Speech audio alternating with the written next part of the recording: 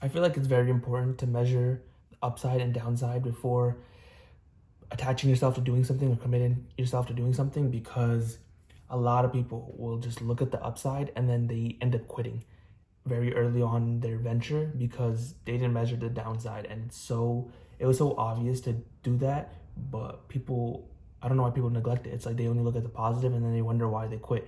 For you to do anything, commit to something, if you are just consistent at it, you will eventually succeed. It might take you 1 year, it might take you 2 years, it might take you 5 years, but if you are committing to it and you know that, okay, as long as I keep doing it and I keep getting even a little bit better, you will succeed eventually, right? And given so, you need to make the right decision on what you're going to allocate your time to doing, and the only way to do that is measuring the upside and downside. So let's just say like you wanted to go to the gym, right? Like it's not like, oh, if I go to the gym I'm gonna become super fit and muscular and all the girls are gonna want me. It's like, yeah, that might be a little of the upside, whether it's true or not, whatever, right? You didn't measure any of the downside. Say you became extremely fit, you're not even counting for the body dysmorphia. You're not counting for how much time you're gonna spend in the gym. You're not counting for how much money it's gonna cost on groceries, how much time you're gonna miss out on parties, and you're not gonna be able to eat out as much with all your other friends. You might have to go through a period of isolation where you're just working on yourself and just committed to doing the thing. The injuries that could come along. It's like there's a lot more that goes into every decision you make. Not even decision, just every commitment that you make before just a little positives. Because say you were like, you know what, I want to become muscular, this and that, and you didn't measure none of the downside. You go to the gym for 1 month and something happens, whatever, right?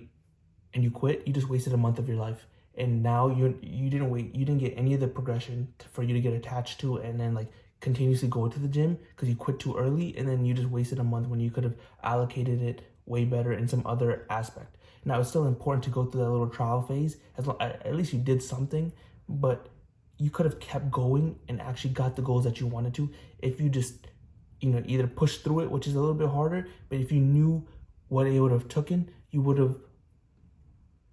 have convinced yourself a little bit more. Oh, it's just gonna take a little bit more time, this and that, right? Like there was a not pod, like some interview Elon Musk did where he was like, a lot of people say they want to be like me because I'm a billionaire, whatever. It's like, you don't want to be me. My life is not enjoyable, not fulfillable, and I completely believe him in every sense, because for him to have created the things that he has created and the things that gone through, the amount of money he's made, he has to have like his brain has to be tweaking like a little bit. Like he has to be continuously thinking about the next thing he has to do. He has to constantly working. He has to be constantly like, not be with his family. I know he sleeps at his office sometimes. Like he does some crazy stuff. In an interview he talked about like working 100-hour weeks continuously for years. So it's like some people will be like, oh yeah, I want to be a billionaire, but they don't even want to work 50-hour weeks. He's working 100-hour weeks. Some things are too expensive for you to commit to, and that's fine. If it's not for you, it's not for you. For Elon Musk, it was definitely worth it, and look, he got the goal in the end. He became a billionaire, whatever the case may be, right? And some other person who really, really wants to be a billionaire is like, yeah, I'll work the 100-hour weeks. I'll sleep in my office. I won't have friends. I won't have family to hang out with, whatever the case may be. And if the goal is that important to you, then yeah, go for it. Commit to it. But you need to understand the whole commitment. If you only understand part of it, you're going to quit too early. You're not going to be consistent. You're going to lose the drive and discipline to continue going, and then you end up losing the time and the goal.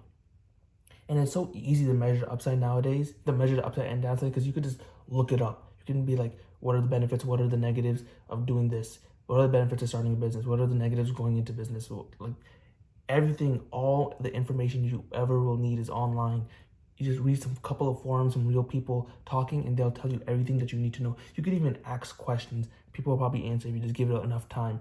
But I don't know. I feel like it's so easy to do it, and people avoid it at all costs, and they only look positive, and then they wonder why. Like there's like a chart where like Alex Trump always talks about, it's like you start something and then you look at the peak and then you realize how shit it is, and then this is where most people quit, and then you go back up. If you push through it, then that's when you start succeeding. You start seeing like exponential amounts of like success. Like you start moving, like you start getting a lot more progression because you push through that first like hard barrier, and then that's when you like start succeeding in whatever venture or endeavor you're pursuing.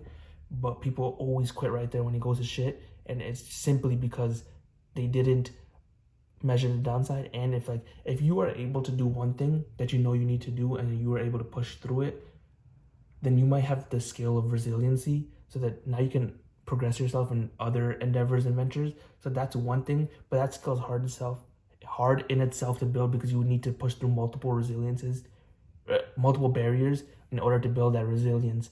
And it's easier just to measure the downside. Just look it up, figure things out before you go into it, and then stay consistent and reach all your goals. That's just how you have to do it.